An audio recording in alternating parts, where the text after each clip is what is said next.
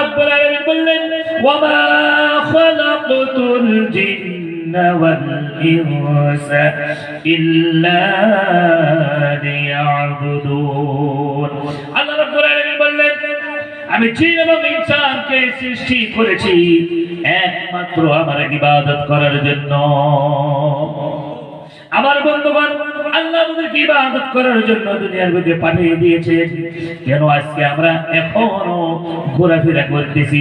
এই যে নেক কাম, আমরা যদি এই জায়গার মধ্যে বসে যাই, আমরা যদি এই সামিআনার নিচে বসে যাই, তাহলে জান্নাতের বাগানের মধ্যে বসে বসে রাত কাটানোর সওয়াব আমার আল্লাহ ইবাদতের মধ্যে শামিল করে দিবেন। বলি সুবহানাল্লাহ।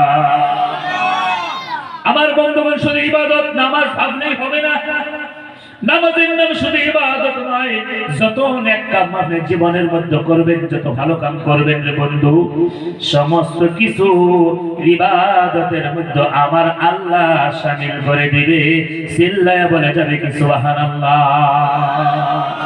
আমার বন্ধুগণ, এই জান্নাতের বাগানের কথা আল্লাহ রাব্বুল আলামিন ডাক দিয়ে বলতেছেন ফেরেশতাদেরকে। আমার বন্ধুগণ, আল্লাহ রাব্বুল আলামিন সমস্ত বিষয়ে অবগত। আপনারা বলেন তো, আমরা এই জায়গার মধ্যে যারা যে উদ্দেশ্য এসেছি, এটা আল্লাহ জানেন কিনা? জানে। কিবা আল্লাহ জানে না নাই? আমার বন্ধু, আমার ভাইরা, আল্লাহ রাব্বুল আলামিন সমস্ত কিছু জানা সত্ত্বেও মহান রব্বুল আলামিন ফেরেশতাদেরকে বলতেছে, কারণ আমাদের মর্যাদা বাড়ানোর জন্য আমাদেরকে যখন আল্লাহ দুনিয়ার বুকে পাঠাবেন, ফেরেশতাদেরকে জিজ্ঞাসা করেছিল, ফেরেশতারা আমি ইনসানকে দুনিয়ার বুকে পাঠাইতে চাই, মানুষ বানাইতে চাই, তোমরা কি বলো? ফেরেশতা বলেছিল, না আল্লাহ, এরা দুনিয়ার বুকে যায় ঝগড়াঝাড়ি করবে, মারামারি করবে। এই কথা ফেরেশতা বলছিল না? না।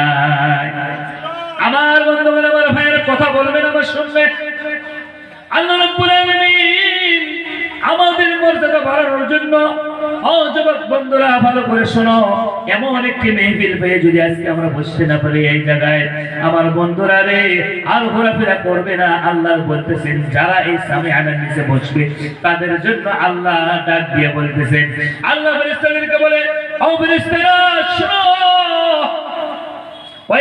নাসিরপুরি সাততলা এলাকার মধ্যে যে ওই উমর মসজিদের সম্মুখে যে জলসাটার আয়োজন করা হয়েছে, একটা সামিআনা দেখা যায়।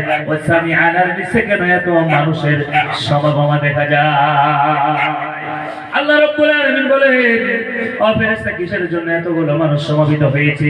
অন্যদিন তো রাত 8টা বাজার পরে আপন আপন বিছানায় সমস্ত মানুষ শুয়ে পড়ে, আজকে কেন ঠান্ডার মাঠে খেলের মধ্যে ওই মানুষগুলো এখনো বসে রয়েছে?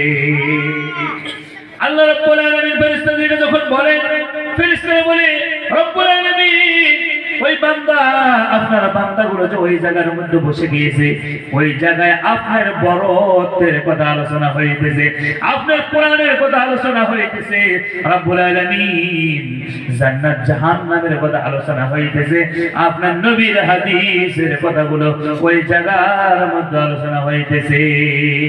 আল্লাহ রাব্বুল আলামিন